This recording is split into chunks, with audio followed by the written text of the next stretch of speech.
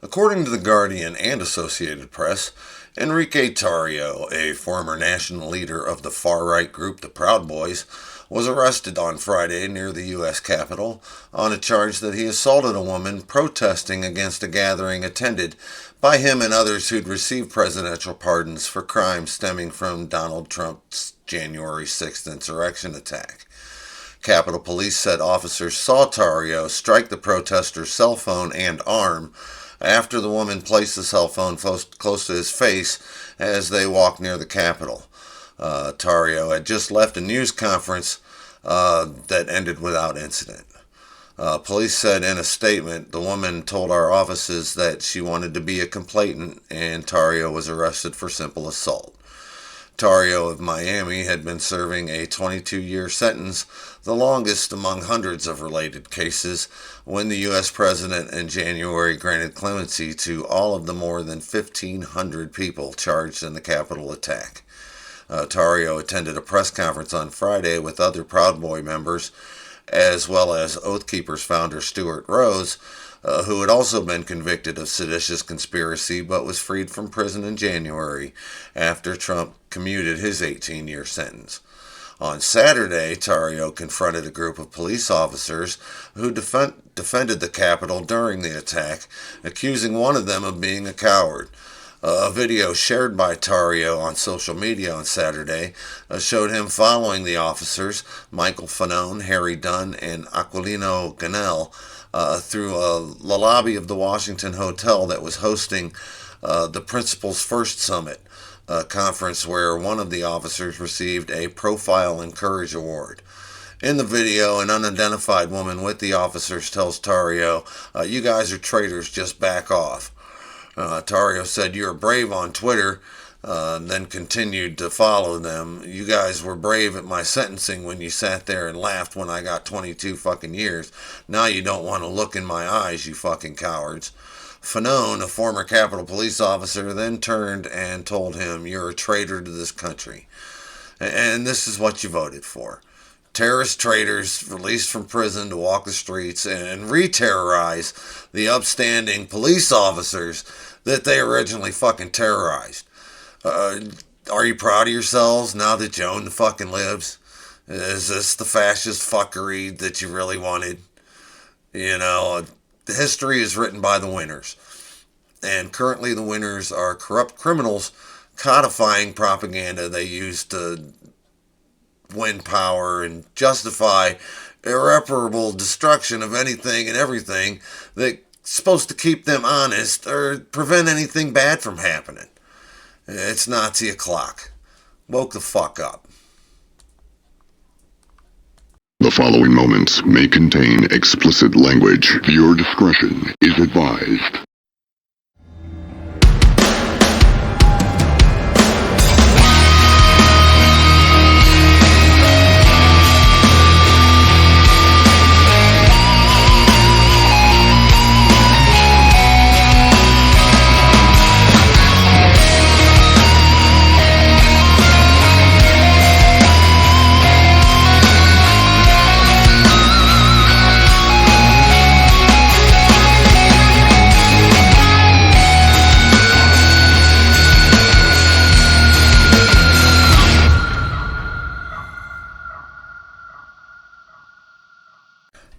According to Allison Snyder and Andrew Friedman of Axios, employee buyouts, terminations, and uncertainty at multiple federal agencies are sparking warnings about an erosion of scientific and technical expertise at a crucial moment. By purging workers as well as enticing people to quit via early retirement, the government has cast aside specialists needed to help agencies fulfill their missions. Agencies from the Centers for Disease Control and Prevention to the National Oceanic and Atmospheric Administration are seeing a slew of early retirements, plus job cuts that have either been carried out or are likely to come. The National Science Foundation cut 168 employees on February 18th, about 10% of its staff. Half were probationary employees, many of whom have PhDs in their fields. The other half were contract workers who are highly specialized in their fields and who often work full-time jobs at universities and other institutions. The consequences of losing scientists, engineers, technicians, and educators who conduct research, review grant applications, engage with communities across the country, and oversee programs and missions will come in waves. Addressing the Conservative Political Action Conference on Saturday, President Trump trumpeted his general efforts to cut government. Quote, "We have escorted the radical left bureaucrats out of the building and locked the doors behind them," he said. "We've gotten rid of thousands." So at least Trump is proud of himself, and he's proud of Elon too. In an earlier post on Truth Social, he praised Elon Musk's Department of Government Efficiency. In all caps, "Elon is doing a great job, but I would like to see him get more aggressive." That prompted Musk to post on X, consistent with the president at Real Donald Trump's instructions, "All federal employees will shortly receive an email requesting to understand what they've got done last week." Musk posted on X, which he owns, and failure to respond will be taken as resignation. Shortly afterward, federal employees, including some judges, court staff, and federal prison officials, received a 3-line email with this instruction: "Please reply to this email with approximately 5 bullets of what you accomplished last week and CC your manager." The deadline to reply was listed as Monday at 11:59 p.m., although the email did not include Musk's social media threat about those who failed to respond. Some agencies soon told employees that they did not have to comply if they received Musk's message. It's all straight up ridiculousness. No one elected Elon Musk to shit. His quest to find waste and fraud is a sham. No provable fraud has been found, or the DOJ would be pressing charges. And waste seems to be anything that helps average Americans, anyone less fortunate, or holds Elon's companies and their suppliers accountable from stealing from us. They claim to have saved $55 billion to fund the tax cuts, for which Congress already raised the debt ceiling $4 trillion. Republicans are always fucking brilliant if you don't know math. And the $55 billion they supposedly saved is soaked in bold-faced lies. The other day they claimed to save $8 billion when it was just an exaggeration. They only saved $8 million, which was actually $5.5 million because the contract they canceled was already partially paid out. People don't make up bullshit when the truth's on their side. We the people are $36 trillion in debt, with a freshly raised debt ceiling. Millions and billions don't mean shit when they're stealing trillions. On October 3rd, 1981, during Reagan's first term, the national debt, which started under Franklin Roosevelt, eclipsed $1 trillion. And then Reagan started the top-heavy economy, called it Reaganomics, and the propaganda says if we give our taxes to the wealthiest people, it'll trickle down and spread to all of us. And it hasn't worked in 45 fucking years. It's not like it was just a 50-year plan and I'm being impatient. You really think that Elon's going to open the floodgates once he gets to $1 trillion? Because we're going to know for sure real soon. It's a goddamn rip-off scam, and it always has been.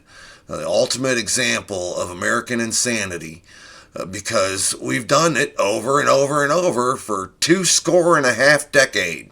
Once you start using score to measure time, that's a long fucking time. And not one motherfucking penny is of this soon-to-be $40 trillion has gone to help anyone that needs it. It hasn't gone to fund our state-of-the-art healthcare system or our world-class education system. It's all gone to tax cuts, war profiteering, and bailouts for the people who crashed the economy with the tax cuts. Once again, history is repeating itself, and I'm not going to be the only one paying attention this time.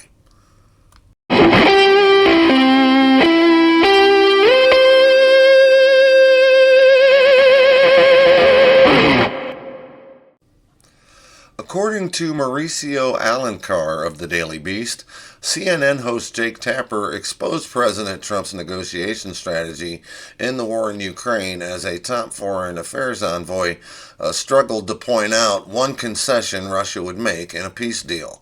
In an interview on State of the Union on Sunday, Tapper grilled Steve Witkoff, the Middle East envoy who claimed that he had developed a friendship with Russian President Vladimir Putin last week after a meeting in Moscow, on the different demands Trump had made on Ukraine President versus those made on Russia.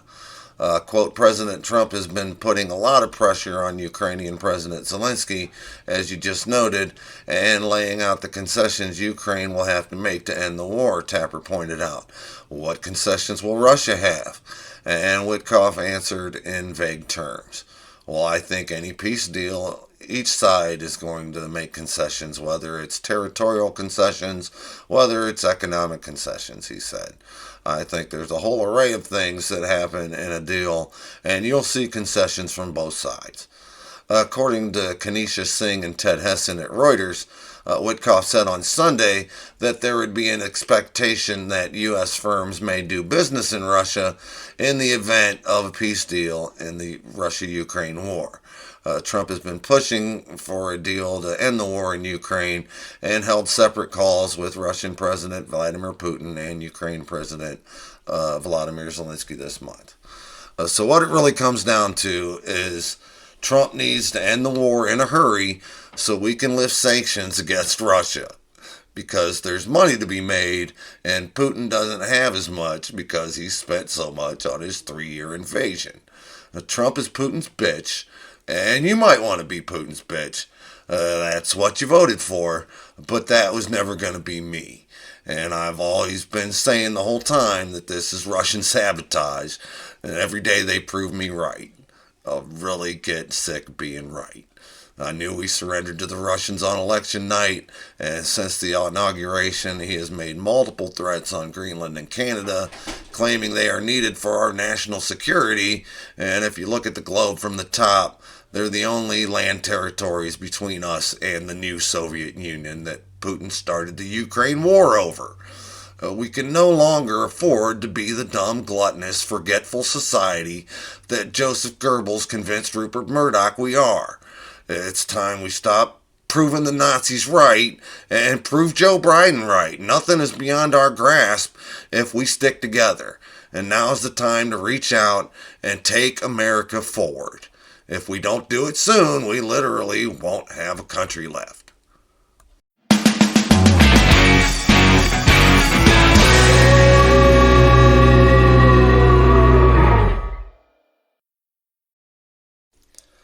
The Conservative Political Action Conference held its annual Hoedown and Jamboree in Washington, D.C. this weekend.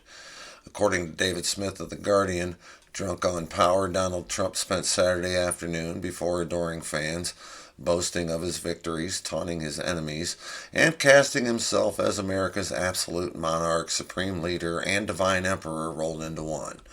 Trump's appearance at CPAC began with country singer Lee Greenwood's God Bless the USA and raucous cheers in a crowded ballroom that included January 6 insurrectionists.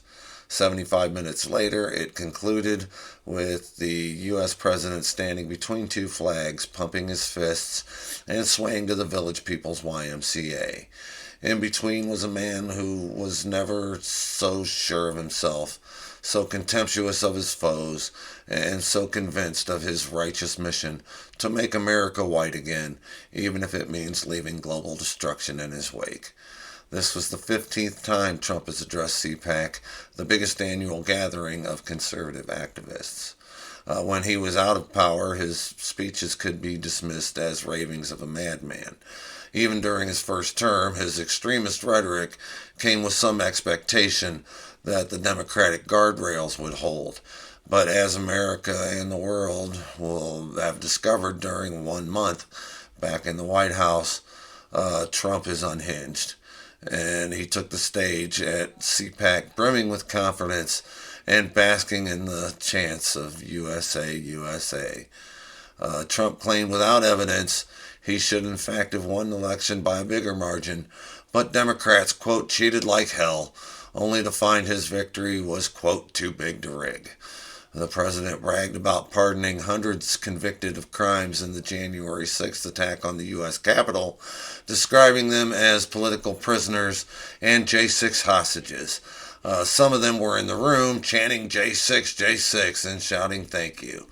They have gone from prison cells to being CPAC's newest celebrities. Trump also boasted about killing diversity, equity, and inclusion programs, denying the identity of transgender people, yanking the U.S. out of the Paris Climate Agreement, and sending undocumented immigrants, quote, monsters, to Guantanamo Bay. He hailed Elon Musk's evisceration of the federal government, including the International Aid Agency, USAID. Each time the crowd cheered, because it was Nazi Fest, and that's what Nazis do. What kind of stupid, evil motherfucking people would cheer on fascism, treason, and cruelty? Guantanamo Bay isn't our only off-site concentration camp. The cabal has reached deals with El Salvador and Panama to house immigrant prisoners there also. Holocaust 2.0 is up and running full speed. If you speak the truth, you're always right. Do svidaniya.